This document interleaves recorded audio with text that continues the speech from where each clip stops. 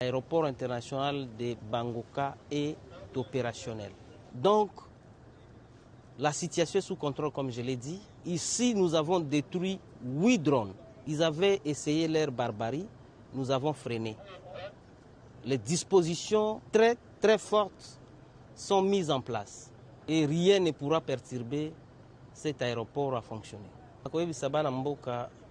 D'abord, la République démocratique du Congo, Mobimba.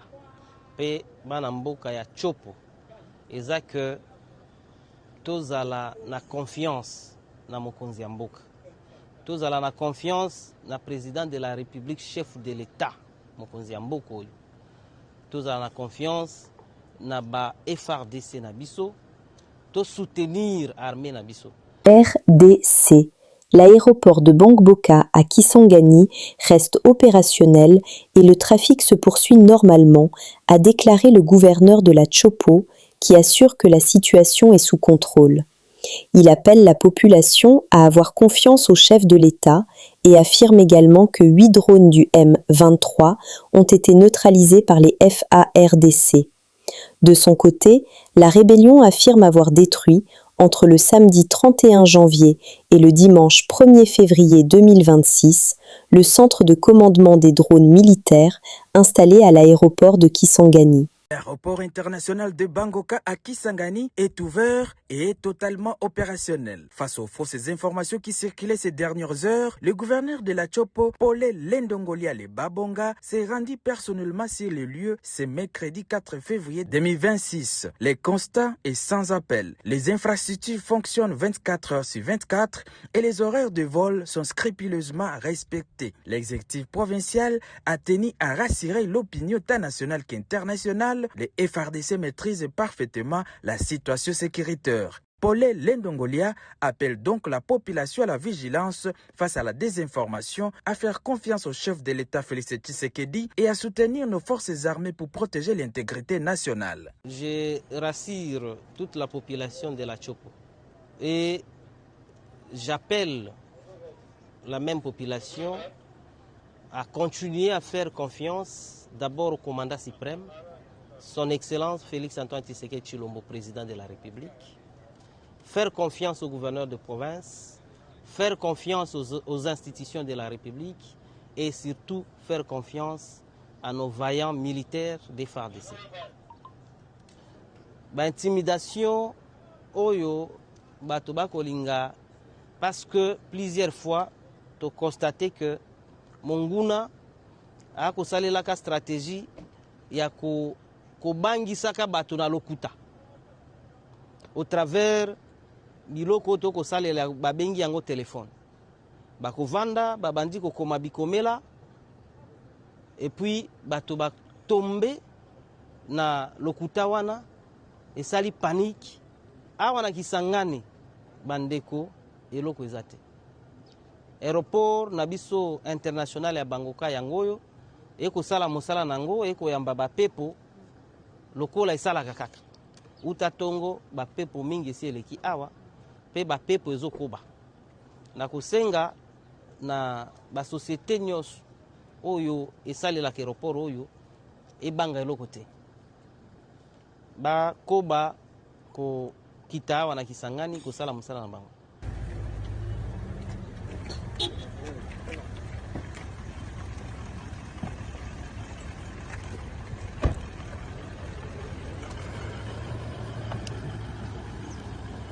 Rwanda. Le président rwandais réagit face aux menaces de sanctions américaines. Au lieu d'être étouffé par toutes ces menaces, je serai étouffé en étant provocateur et en vous disant d'aller en enfer. Paul Kagame.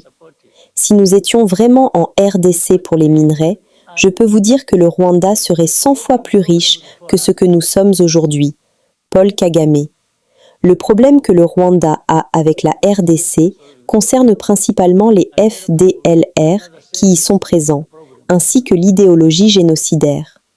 Et chaque fois, ces FDLR pointent du doigt le Rwanda en disant « Nous venons vous faire encore ce que nous avions fait dans le passé. » Mais voilà, on dit que nous sommes en RDC pour chercher les minerais.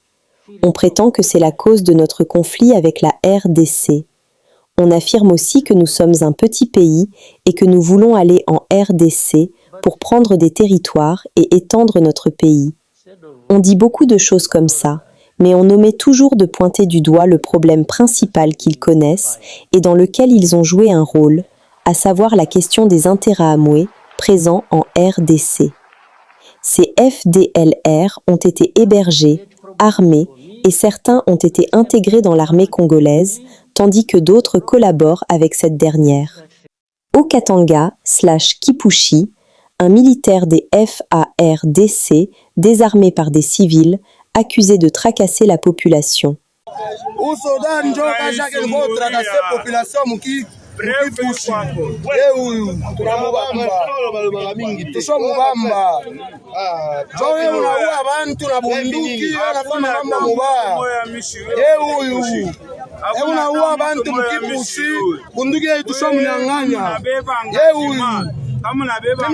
La prière du président Félix Tshisekedi au National Prayer Breakfast USA. Dieu Tout-Puissant,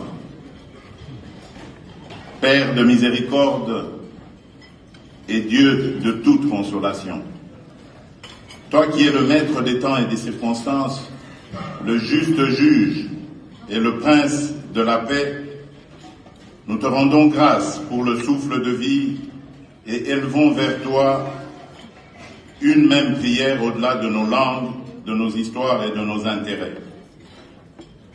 Partant de cette considération, nous nous appuyons sur cette parole tirée de l'Évangile selon Matthieu au chapitre 5, verset 9. Heureux ceux qui procurent la paix, car ils seront appelés fils de Dieu. Aujourd'hui, Seigneur, fais de nous des artisans de réconciliation. Là où la méfiance a fermé la route, ouvre un chemin. Là où l'orgueil a dressé des murs, apprends-nous à bâtir des ponts. Là où l'histoire a laissé des blessures, suscite des gestes de guérison. Et nous voici en ta présence, engageant nos cœurs et nos vies pour la réconciliation entre les peuples et entre les nations, afin que règne la paix et la justice, la droiture et la liberté, la sécurité et la dignité partout dans le monde. Affermis en nous cette conviction, plus forte que nos différences culturelles et la diversité de nos traditions religieuses. Il existe en chaque être humain une lueur intérieure, une étincelle divine qui fonde notre valeur, consacre notre dignité et appelle de nous le respect. Bénis, Seigneur, chacun des chefs d'État et de gouvernement ici rassemblés.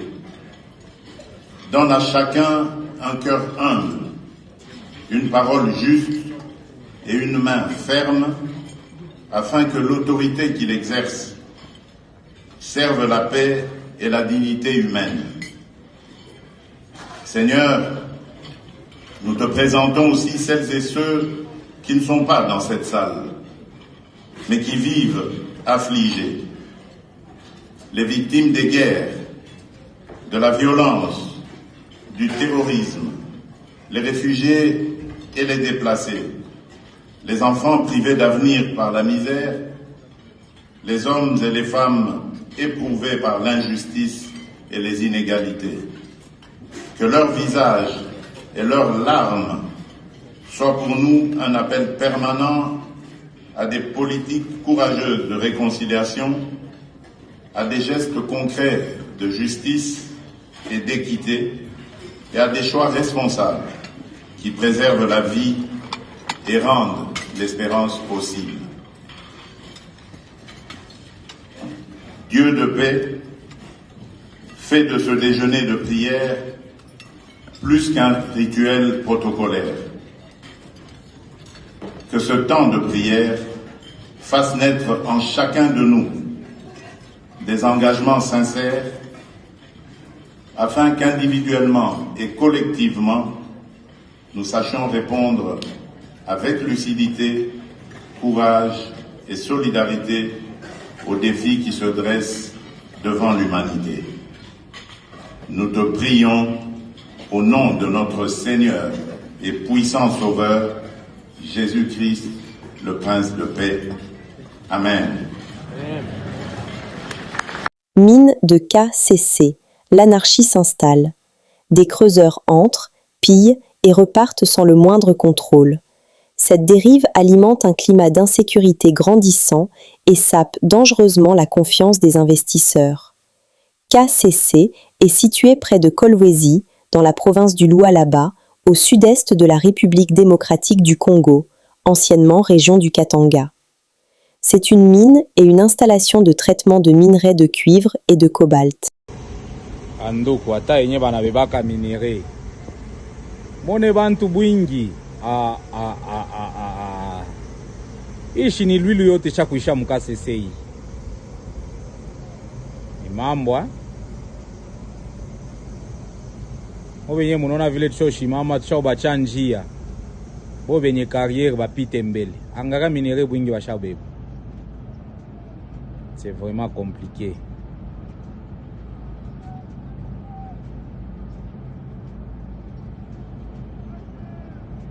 Nous sommes arrivés à la fin de cette édition. Merci à vous de nous avoir suivis jusqu'ici.